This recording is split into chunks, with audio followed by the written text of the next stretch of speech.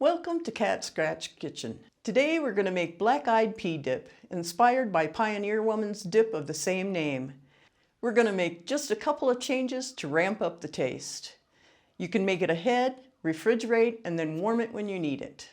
This dip with tortilla chips or thin toast rounds is perfect for a game day spread, whether in front of the television or tailgating at the stadium.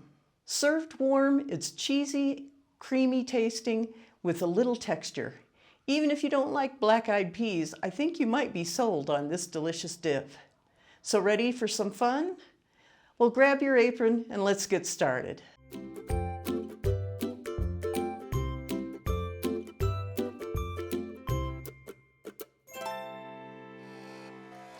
First thing we need is a can of black-eyed peas that has been drained and rinsed. Now this is some that I made in the Instapot and then vacuum sealed and froze, so they've already been drained.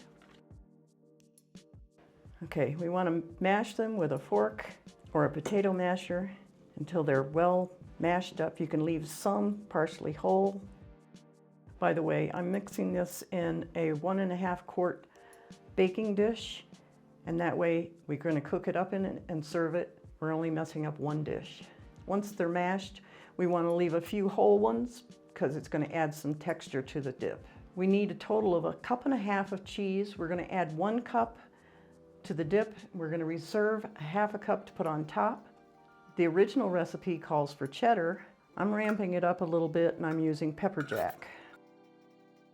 I also have 1/4 cup of very finely chopped onions and 1 jalapeno finely chopped. The original recipe calls for canned jalapenos. I'm using fresh. 1/4 cup of sour cream. Now one of the additions that I have is 1/2 teaspoon of cumin and 1/2 teaspoon of garlic powder. We're just going to add a little more flavor to it. We need 3 tablespoons of salsa. You can use your homemade, canned, whatever you want. I'm using a roasted mild salsa. Since we already have the jalapenos in there, we'll have plenty of heat. Now we're just going to add a little salt and pepper, and we're going to mix it all together. Now we're going to put it in a 350-degree oven for 20 minutes.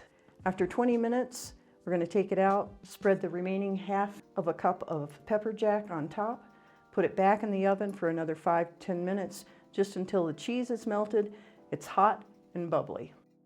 And that's it. Now you're ready for the game with a yummy snack to chow down on too.